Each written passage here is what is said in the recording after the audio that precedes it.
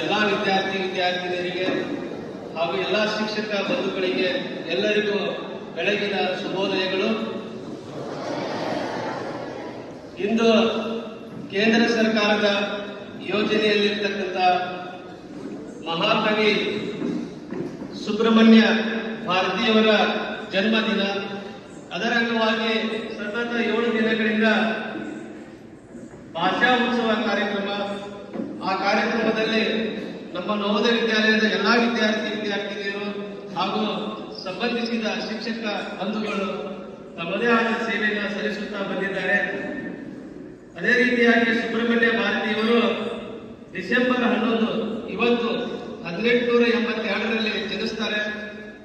ಇವರೊಬ್ಬ ಬರೀ ಕವಿಯಲ್ಲ, ಎಲ್ಲ ಸಾಹಿತ್ಯದ ಚಟುವಟಿಕೆಗಳಲ್ಲಿ ತಮ್ಮನ್ನೇ ತಾವು ತೊಡಗಿಸಿಕೊಂಡಿರ್ತಕ್ಕಂಥ ಒಬ್ಬ ಪ್ರಸಿದ್ಧ ಕವಿ.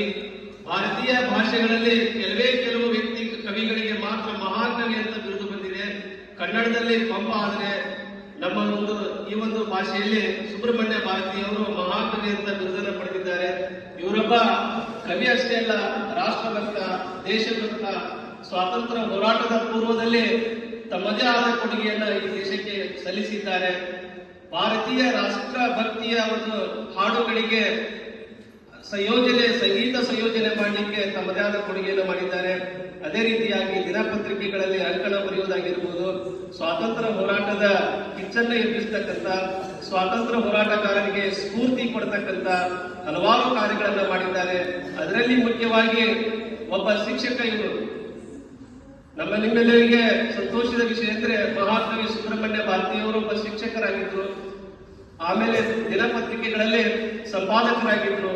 ಅದೇ ರೀತಿಯಾಗಿ ಸಂಗೀತದಲ್ಲಿ ಆಸಕ್ತಿಯನ್ನು ಹೊಂದಿದ್ರು. ಅದರಲ್ಲಿ ಮುಖ್ಯವಾಗಿ ಮಕ್ಕಳ ಹಕ್ಕುಗಳಿಗಾಗಿ ತಮ್ಮದೇ ಆದ ಕೊಡುಗೆಯನ್ನು ಸಲ್ಲಿಸಿ ಇಡೀ ದೇಶಕ್ಕೆ ತಮ್ಮದೇ ಆದ ಕೊಡುಗೆಯನ್ನು ಸಲ್ಲಿಸಿ ದೇಶ ಕಂಡ ಅತ್ಯಂತ ಮಹಾಕವಿ ಸುಬ್ರಹ್ಮಣ್ಯ ಭಾರತಿಯವರ ಜನ್ಮದಿನದ ಅಂಗವಾಗಿ ಅವರಿಗೆ ನಮ್ಮ ವಿದ್ಯಾಲಯದ ಪ್ರಾಚಾರ್ಯರು ಹಾಗೂ ಉಪ ಪ್ರಾಚಾರ್ಯರು, ಹಿರಿಯ ಶಿಕ್ಷಕರಾಗಿರ್ತಕ್ಕಂಥ ಮರಿಸ್ವಾಮಿ ಸರ್ ಎಲ್ಲರೂ ಬಂದು ಅವರಿಗೆ ಪುಷ್ಪಾರ್ಚನೆಯನ್ನ ಸಲ್ಲಿಸಬೇಕು ಅಂತ ಅವರಲ್ಲಿ ಕೇಳ್ಕೊಳ್ತಾ ಇದ್ದೀವಿ.